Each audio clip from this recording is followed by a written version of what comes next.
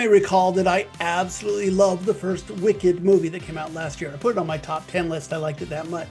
Sequel's coming out this week. Will I like it as much? Hey everybody, I'm Sean McBride, the movie guy, and let's get into it. Let's talk about Wicked Part 2, also known as Wicked for Good. Linda, the good. You can't resist this. Who could? Well, you know who could.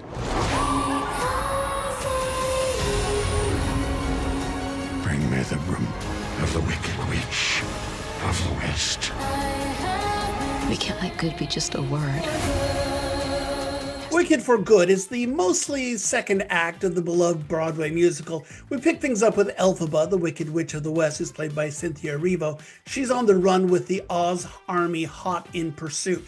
Now, Glinda the Good, played by Ariana Grande, is having a much easier time, having become the media face of Oz and all of the wizard's good works. There's even a hint of a happy ending with our two witchy gal pals enjoying a song and dance number with the Wizard of Oz, who's played here by Jeff Goldblum. The problem is, we've all seen the 1939 movie.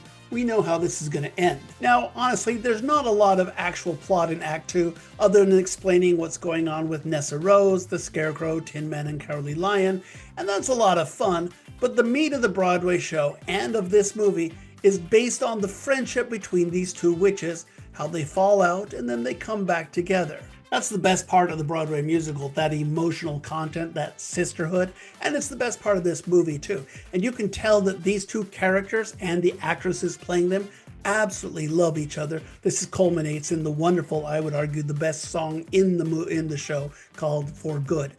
Brought a tear to my eye. I mean, not to be a theater elitist, but kids go to see Wicked on Broadway and come out singing Popular and Defying Gravity.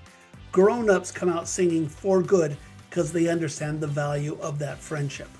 Now, that being said, the music in the movie doesn't quite pop as much as it did in Part 1. Part of that is because the story takes a darker turn, but I wasn't as impressed by the singing this time around. And with apologies to composer Stephen Schwartz, the two new songs added to this movie to flesh things out, they're fine, they're just not great, and I really had hoped to get to see both Grande and Erivo really belt something out to just sell a song to, sending it to the gods. It just didn't happen here. They're fine, they're just not great. Now, I am still a major fan of most of the performances in this movie. Erivo and Grande are very good, especially in this part of the story that requires them to be more retrospective than simply show-stoppy. I think the supporting cast is still very good, although they mostly get shoved aside in Act 2 because Act 2 is all about the leading ladies who absolutely slay this film. And I still love the look of this movie.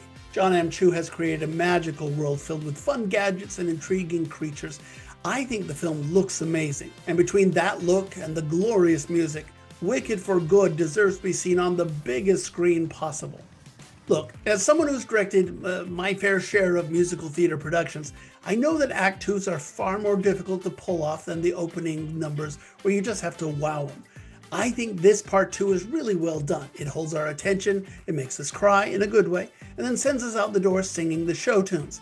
Now, I don't think it's quite on par with the last movie, but I do think it's still great, almost as good. I give Wicked for Good 3 stars out of 4, came pretty close to giving it 3.5. So I really hope you go see Wicked for Good this weekend, opening weekend, when the crowds are all there, because there's something wonderful about the energy of a crowd that's, they're dressed up as witches or wearing pink ball gowns or whatever. It just really makes the film that much more special. It's still going to work on home streaming. It's still going to work, in an empty theater a few weeks from now. But do yourself a favor. Go see it this weekend. And when you do, come back here and comment. Tell me what you liked best about the movie and what your fan experience was. And of course, subscribe to this channel so you get all of my movie reviews just as soon as they come out. Or subscribe to my podcast. It's called Two Movie Guys. And every week, my friend Joe Fryer and I get together and we chat about all of the week's big new movies. Just search for Two Movie Guys wherever you get your podcasts. Okay, I did say that I was going to do Playdate next, and then I went and saw Wicked and I couldn't wait. So anyway, we'll be coming back next time with a new comedy over on Amazon Prime called Playdate. See you then. Bye.